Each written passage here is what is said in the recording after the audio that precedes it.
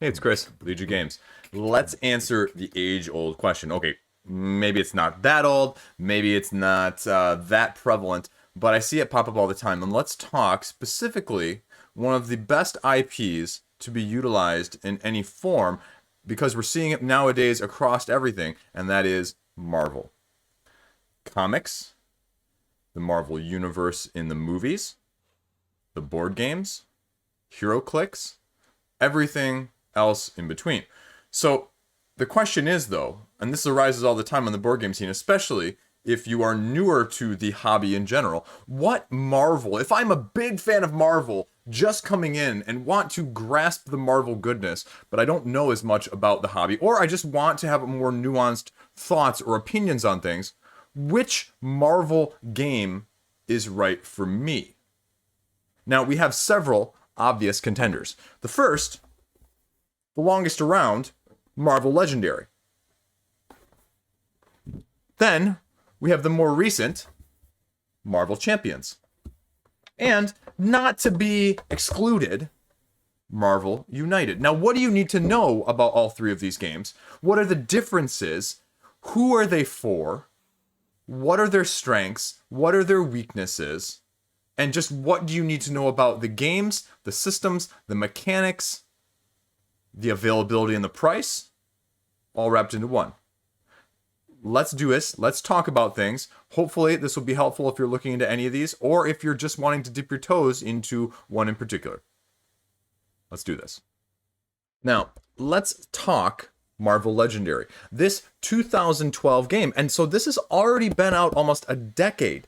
That's insane. I didn't really realize it had been out that long when I first looked this up. This is, when you are coming into the hobby, I dare say, one of the first exposures I had, and I think a lot of people would agree, especially from that side of things, when you're looking for more recognizable IPs that might be a little more translatable, not only to you, but your friends who you're trying to get to play something else with you. This was one that came across, relatively well.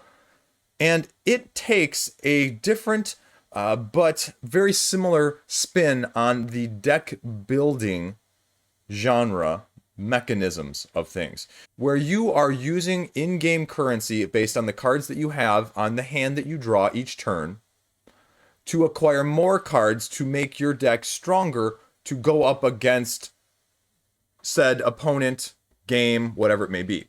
Now in this, Marvel Legendary is what they would call, technically speaking, a semi-cooperative game, meaning you are playing together, but you are also trying to be the best hero, defeating the most.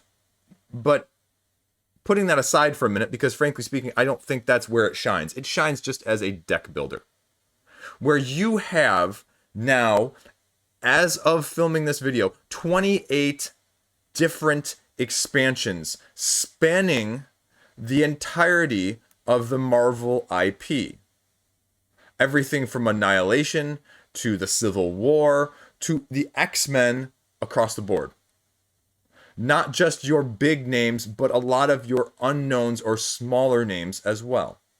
A lot of fan favorites, but a lot of just cool Easter eggs as well. And so this game, with its many iterations, with its 28 expansions, offers a very broad-based appeal standpoint for those looking for an introductory game who are new or who are familiar with the deck building mechanic in the most general sense. The different expansions start to layer on different layers of complexity, different layers of difficulty, different keywords, and just different experiences. So it is by far and away both the most customizable and the least customizable of these three games. Because at its core, just like the other two games, although there are many layers that can be added, it is the same style every single time. You have the same massive hero deck that you are creating at the beginning of the game, where you are creating a stack of 5 different heroes and their stack of abilities, which is literally like this big.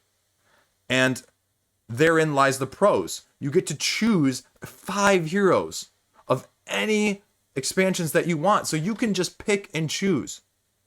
You can customize it to odd combinations that you would never see or never think of, that may have synergistic effect that, frankly speaking, also may not. And that's the problem with some deck builders.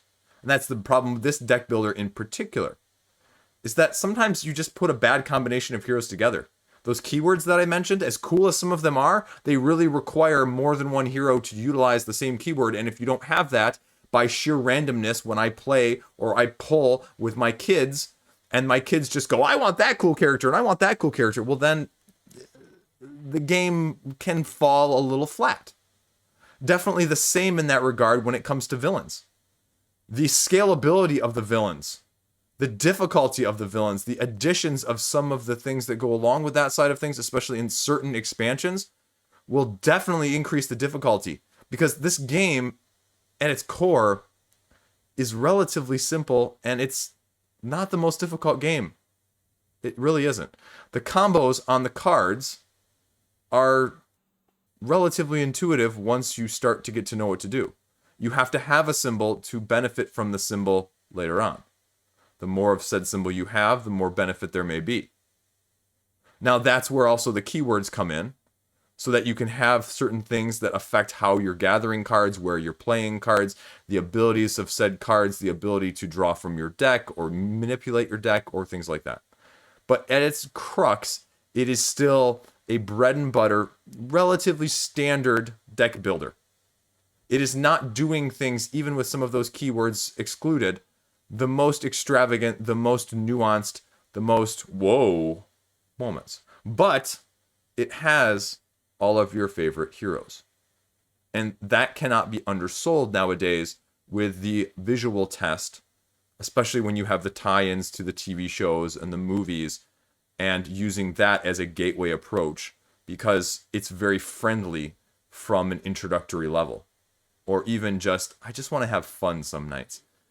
Now, the other big downside is, though, you're mixing up all these cards in the hero stack and the villain stack in order to randomly draw them one at a time. Well, one, it's randomly drawing. So sometimes you just never get the most powerful hero cards that you can.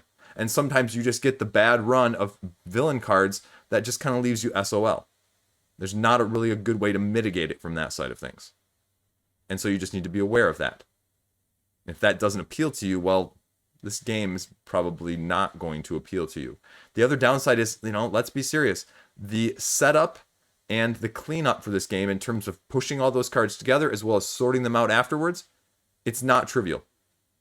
And that is often sometimes the biggest barrier to wanting to get to play this game in the first place. Like, I don't want to take, 7-8 minutes to set it up and 10 minutes to take it down for a card game. That's okay. But, like I said, this one is very well supported. It's got 28 expansions. They just announced more expansions. It's just going to be more and more and more. And you can get in at any point. There are very few things that are considered essential. The Dark City expansion, adding more elements, adding more bystanders, adding more variety.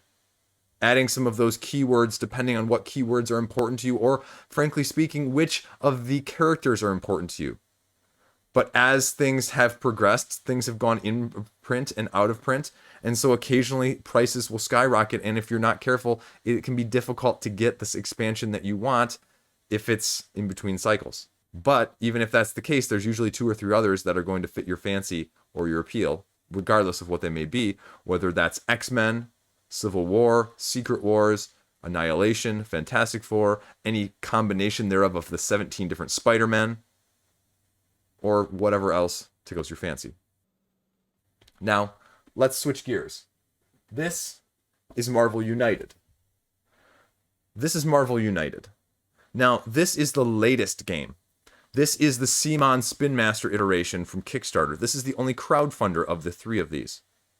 This takes your Marvel IP and puts it in plastic chunk form onto your tabletop, where you are traversing with your character and their very limited deck, trying to mitigate the actions of a said villain from, conquering the area, defeating you via card play. You have icons that you're going to be using, 4 different icons, to essentially go around in a circle, mitigate effects, save pedestrians, cancel attacks, avoid getting KO'd or overrun by the bad guys' machinations before your deck runs out or before they spoil everything and achieve their victory condition. Now, this is, surprisingly right now, easily the second most expensive on this list. Surprisingly.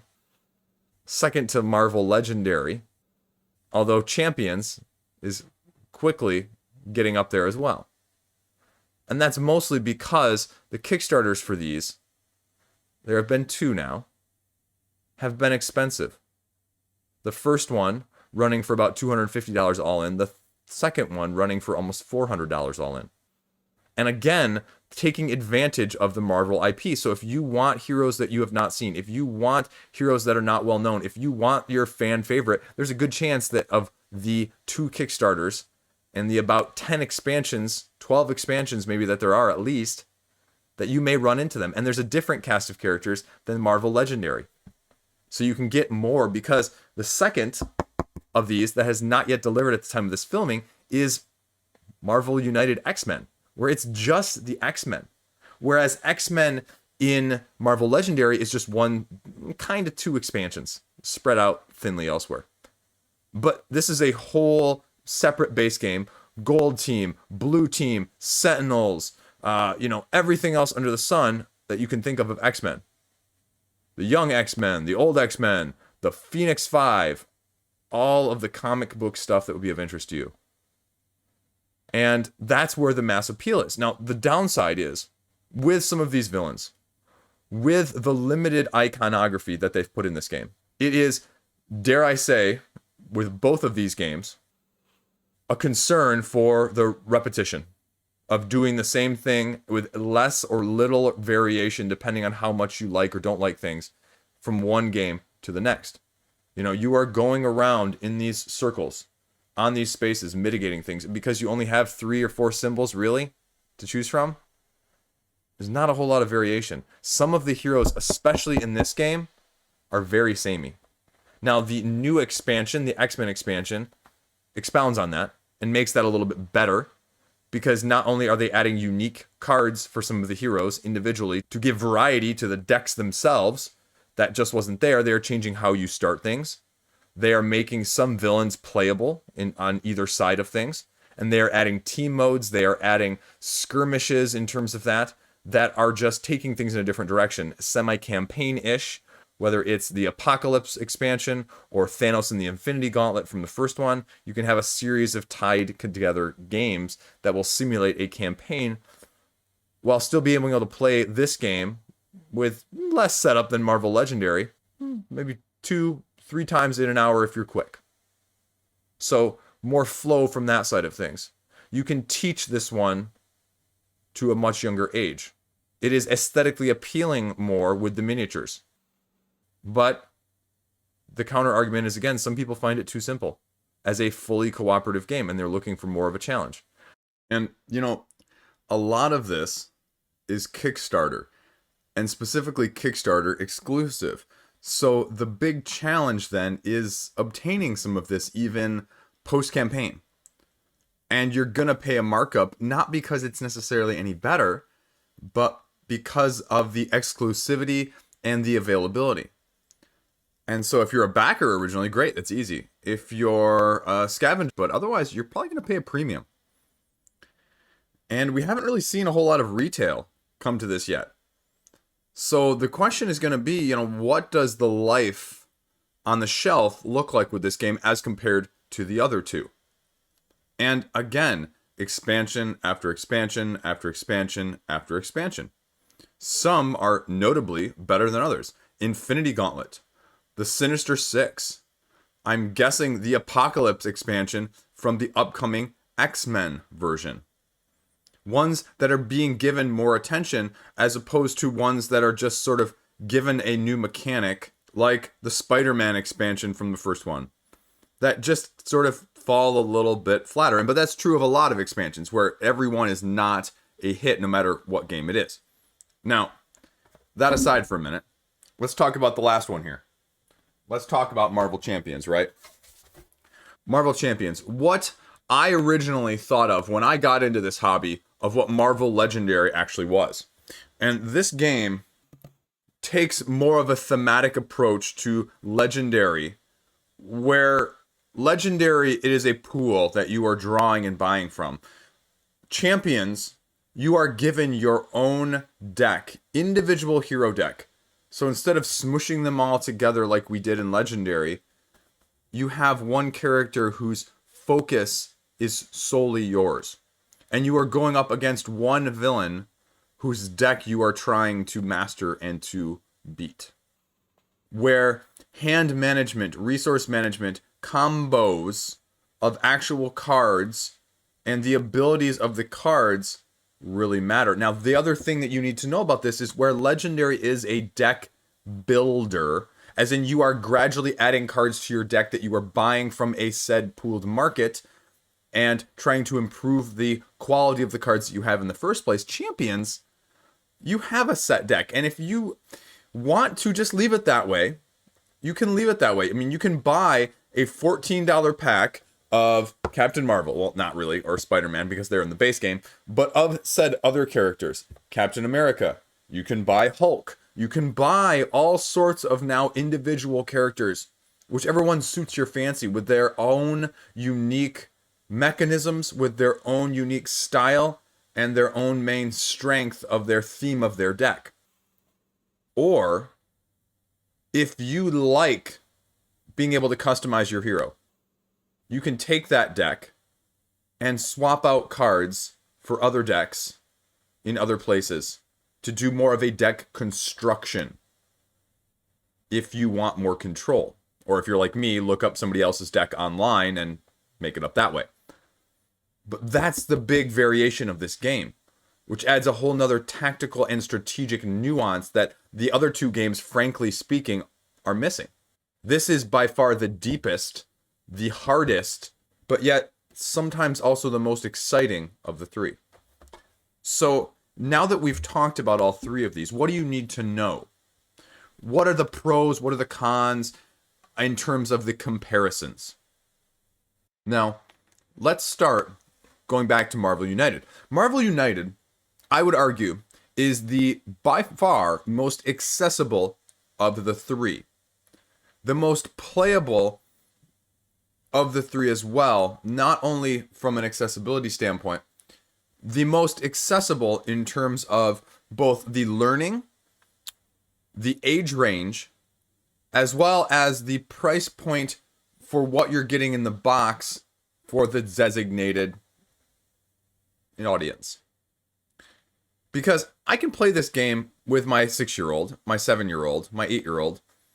I can also play it with my game group. Now, the asterisk that I'll put on that is that after playing it once or twice, especially with the game group, you need some of those other expansions, particularly like a stretch goal box. That just gives you the most bang for your buck because there are only, as you can see here, there are only 3 villains in the core box, where 2 of the 3 are relatively straightforward and rote, and having, half a dozen others really keeps the game engagement at a higher level. And that's a big pro. The con, like I mentioned earlier, is the exclusives. If you just don't have it, it's hard to get. And all of them are not equal. Frankly speaking, like I mentioned earlier, 2 of the expansions are significantly better than the others from the first Kickstarter. Significantly. And that is the risk when you have expansions that you're having to get almost upfront. And that is the big downside that comes with a lot of crowdfunding projects in general that throw expansions right from the get-go. It's also probably the shortest. It's probably I'm going to argue, the easiest to set up and tear down. Especially because you're not doing the deck construction, because you're not doing that element of things. It's the quickest by far and away too. And so it's just a very, very, very nice entry point. But especially with other expansions and the exclusives, you're going to be paying a heftier sum because there's miniatures as well.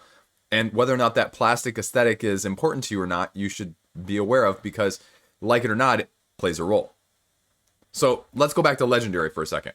Again, with the 28 expansions, you can argue that you have more customization in this one than you do even with United, despite United's significant outputting in one, and we'll say a half because it's not delivered yet, Kickstarters.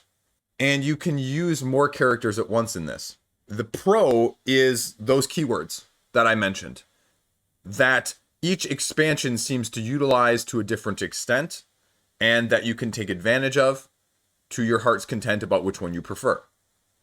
The issue, though, at the same time, is unlike United, where you can kind of mishmash whatever ones you want, whatever good guys, whatever bad guys, Legendary, you kind of have to be a little bit more careful. It's not quite as accessible as United. It's just not. Because there's more reading, because there's more nuance in the tactics of the card laying order, where symbols played are going to get you bonuses on other cards. You just need to be aware of it from that standpoint. And so it takes the strategy element of it up just a notch at the base level. Now, when you add in some of those other keywords, yeah, it gives it another notch or two. Again, not anything to the degree of Champions, but definitely it sets it above the standard pandemic strategy-esque of United in terms of sometimes the card laying. It's a different type of manipulation than United is. United tends to be more spatial. This tends to be more combo card driven. And to each their own, because those are distinctly different when it comes to these. The other thing about Legendary is, again, similarly to United, some of the expansions are just better than others. Some of the keywords are significantly better than others. Some of the characters, frankly speaking, are better than others. I mean, and that's true with United as well. There's, a couple Spider-Man ones. Spider-Ham is just bleh, doesn't do anything. And there's characters like this in a couple of the expansions, like Civil War or Secret Wars, where you just go, I don't really, no. Now, the issue that we're starting to see with this one, a little bit more like United, is that a few of the expansions are going out of print, and we don't know when FFG or if FFG is going to reprint them. I'm looking at you, X-Men expansion. I believe, is it Secret Wars or one of the Civil War ones right now is also of that. The Fantastic Four was out for quite a long time before they finally got reprinted. And so it's not exclusive by any means, but you're starting to see secondary prices get jacked up. The Villains expansion, for example, has been that way for quite some time. And so if you really desperately would like one of those, it's getting harder to get sometimes. That being said, unlike United, they're coming out constantly with expansions, like 3 a year or something right now. And the latest ones are just sort of rolling off the presses, literally as we speak. So there is continued content or improvement potentially from that side of things. But there is balance concerns there too. Is there going to be power creep with these newer expansions compared to some of the older ones? That's what you risk in something like this that is continually adapting, improving, and coming out on an individual basis. That's very similar to that extent like Marvel United versus Marvel X-Men, though, where you can make the argument that Marvel X-Men is the 2.0 version of Marvel United in general, for better or for worse, depending on if you are an early adopter and feel sort of left out, or if you feel like, okay, I'm getting in at the right price point so I don't have a game that's slightly less and I don't have a lot of bloat that goes along with it. So Legendary, all in all, is great, especially if you want to mix and match and you want to just have a little bit of everything, but you have to be a little bit more careful when you're doing so in this game. And it has different objectives too.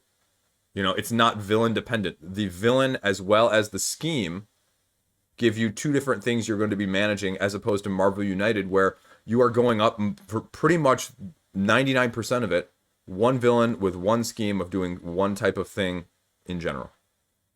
So this gives you a little bit more to manage and to mitigate on that side of things. But unlike United, where you have this preset deck, this preset timer, you're depending a lot on this game on that draw pile, both on the villain side of things as well as on the hero side of things. So if you just don't pull the right hero cards, if you shuffled and you can't get the right ones to come out of the draw pile, again, you might be a little SOL. Again, if you get a wrong combination of villains that come out when you're drawing on the villain turn, again, you can be a little SOL where there's not a whole lot of mitigation that you can always do. So if you do not like that from a randomization card drawing style of things, this one might be a little bit of something to avoid in addition to that. Now let's go back to champions here for a minute.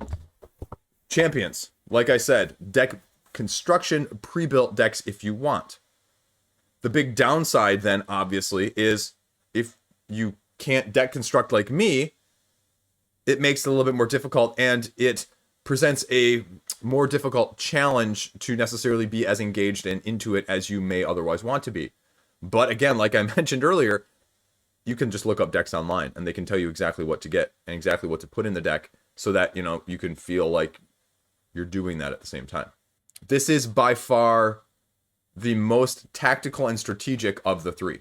This is the heaviest of the three. If you're looking for something that is more of a challenge, if you are looking for something that arguably is the best solo out there of the three, this is it. The other two can be played solo as well, but this is by far the most engaging, most thematic experience where the deck is truly trying to simulate how the characters are. The other two, it is more abstract. It's a little bit more tied in with Marvel United, with some of the characters' powers. Isn't really that well incorporated thematically with Legendary, say what you will. But this deck building, this deck construction, the pre-constructed decks are designed to mimic how the characters' abilities and powers act. Especially with the secret identity flipping between the costume and the alternate ego. So that is by far, again, one of the big pros. I would make an argument then, and as well with this one, that this is probably the most complete of just the core in terms of if you bought nothing else, you would be satisfied the longest with this one. With the different difficulties, with the amount of heroes, but also the amount of the villains in this game as well. It's slightly more expensive, obviously, as just a core standalone than the other two. But I would make an argument that it easily is worth it if that's what you're looking for. Because the other nice thing is of the expansions that it has with this, you can port any of them in and just substitute. And now, the big criticism that was raised against this when it first launched, oh, it's not thematic enough, there's no campaign. Well, we're starting to see that with the Guardians of the Galaxy, with the new Thanos expansion. So it's addressing those issues as it continues to evolve.